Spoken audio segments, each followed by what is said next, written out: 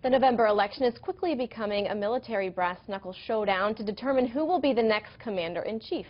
Retired generals and admirals this week lining up behind their preferred candidate. So we're going to speak with both sides of the aisle. We're going to begin with retired Marine Corps Major General Arnold Punero, who is standing with Hillary Clinton. Thank you so much for joining us, sir. Thank you. First and foremost, I want to take a step back. We heard both candidates this week, if I'm not mistaken, and this list could be updated. Trump had a list of about 88. Former Secretary of State Hillary Clinton had a list of about 95. I want to ask you about these very respected voices getting involved in the political landscape. Does it help or hurt the conversation? Well, I would say as a general policy matter, first let me say to you, Elizabeth, and your husband, Darren, thank you for what you do in your personal capacity for our military and our troops in the USO. It's deeply appreciated. I appreciate that. As a general, to answer your question, as a general policy matter, it would be preferable if retired admirals and generals didn't have to get involved in the national political presidential campaigns.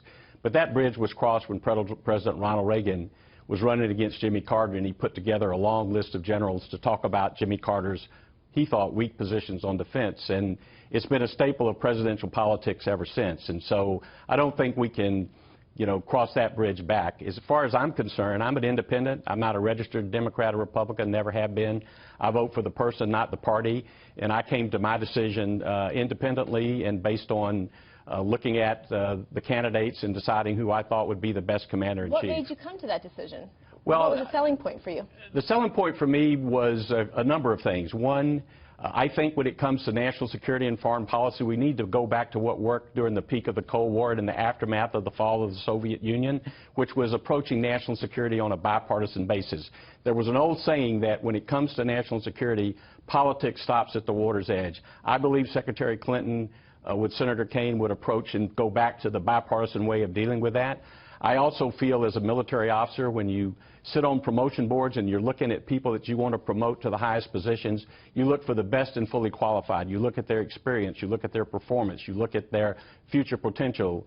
And if I looked at it on the objective merits, I do believe she's the best and fully qualified. But do you trust her? Are you pleased with, for example, the Iran deal in light of what we're seeing in North Korea? Do you trust her as commander-in-chief, especially with what we've seen her do in the past, and then considering what we could have a threat going forward? We do have a threat going forward. We certainly have a threat going forward. I would say, in my mind, the world today is more dangerous and unstable than it was in the peak of the Cold War, where you had deterrence that worked. And so, frankly, that's another one of the reasons why I would support her. I actually think she's better equipped to deal with the complexities of the modern world. You bring up North Korea, an extremely dangerous situation. As a Marine commander of the 4th Marine Division, we had a key role in the reinforcement for the contingency plan for North Korea. I've been to the ZMZ. I've seen all the intelligence. And frankly, there's a lot of steps that we need to take. We might want to look at accelerating the deployment of the THAAD high-altitude air defense missiles. We certainly ought to see if we can't force China to close the economic loopholes. They're still selling, Chinese businesses are still selling tremendous amount of goods to North Korea. North Korea is still exporting raw minerals or making foreign exchange. They still have tens of thousands of North Koreans working overseas putting money back. And then finally, we could choke that down. But you're dealing with an unpredictable, unstable, and paranoid leader, and they kill thousands of their people every year.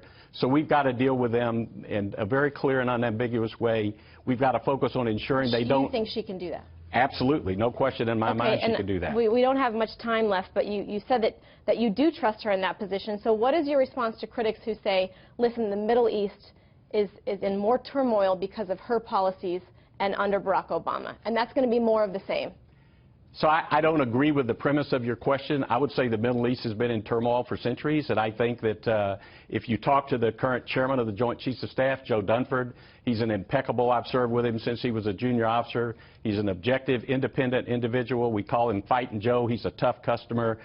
He says we're making progress in the Middle East. Now, we've got to go the long steps, and we've got to defeat ISIS, no question about it. And to do that, we've got to close with and destroy the enemy, and I think our military is prepared to do that, and I think Secretary Clinton and Senator Kaine are prepared to do that as well. All right, excellent. Thank you so much You're quite for joining welcome. us. Yeah. We appreciate it. Glad to be here.